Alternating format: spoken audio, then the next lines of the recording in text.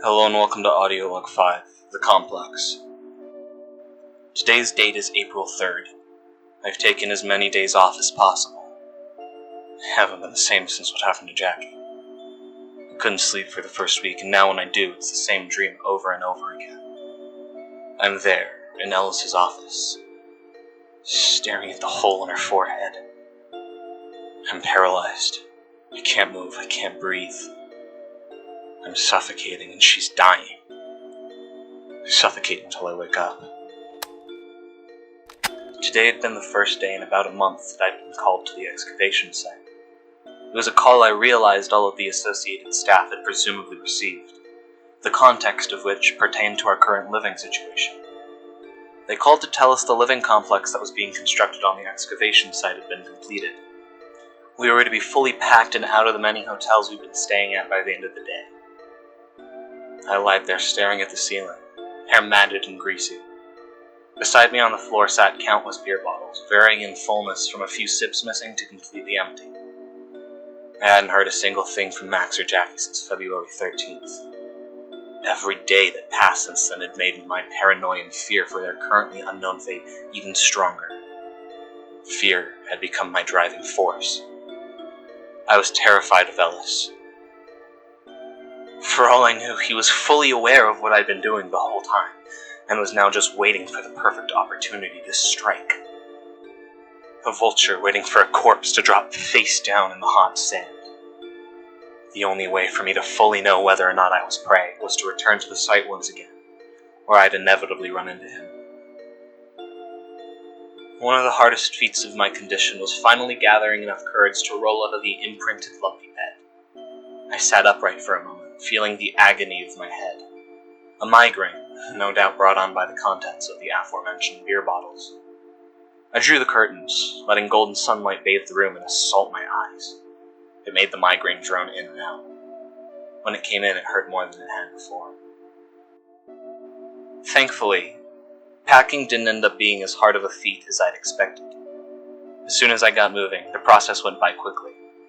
Before I knew it, I had 2 suitcases packed and I'd managed to clean myself up, greasy hair and missing shirt included. I picked up the keys to the company truck in my left hand. The light caught the small circular scars and dips in my forearm, and for a moment I was frozen again. I could feel the worms crawling through my arm, burrowing and multiplying. I pushed past the reminder, avoiding thinking about the possibility of worms that now crawled in and through Jackie's skull. I left my hotel room, both suitcases in hand. I pulled the door closed behind me and locked it for a final time. For a few moments I found myself blankly staring at the door to the room beside mine. Ellis's room. After dropping the hotel room key to the lobby, I made my way out to the parking lot. I loaded my white company truck with the suitcases before clambering in and hesitantly starting the vehicle. When you know you're not going to go somewhere for a long time, you pay more attention to it your final time through. Crepea Creek's a small town, surrounded in what looked like dense forest. As you drive out, the forest fades into badlands, and the closer to the dig site you are, the more that badlands changes to desert. That road had never felt so long, even though it always had been. When the drive was finally over, I couldn't yet bear the thought of facing Ellis. I sat there in the truck for a long time, hands tightly locked around the steering wheel. My heart was pounding, and my gut was telling me to leave, to speed away and never come back. I had to face up to it, though. I had to do this. I got out, grabbed my suitcases, and joined the forming crowd of people around the freshly built building. Ellis stood at the clear glass doors that were the entrance. He explained that the bottom floor was a common area. It included a cafeteria, office space, and the main lounging area. He then explained the layout of the rooms, of which there were over 200. Each person on the project had a room to themselves. The rooms each had a main area fitted with a bed. They also included a bathroom and a fridge. Realistically, the hotels we'd been staying in were fancier than the rooms of the living complex.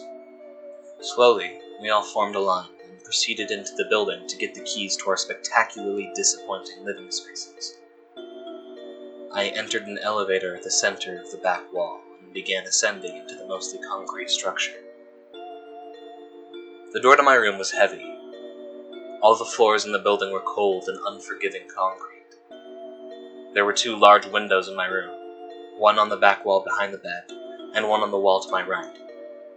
There was a door on the left wall as well as a closet. The door on the left wall led into a bathroom. It was small but not cramped. After giving myself a tour of my new living space, I locked the entrance door. I proceeded to haphazardly drop my suitcase on the ground and pull a flask out of my pocket. I chugged the entire contents of the flask before promptly passing out. That night, I dreamt of something other than Jackie's horrible accident.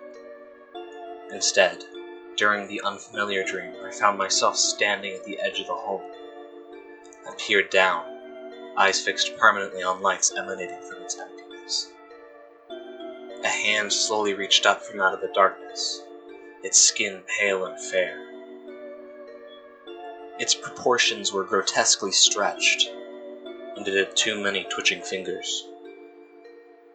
Beneath the skin of the hand extending from the hole wriggled something living, an unseen puppeteer. The hand wrapped itself around my face, and I could hear the Queen of Worms whispering something to me.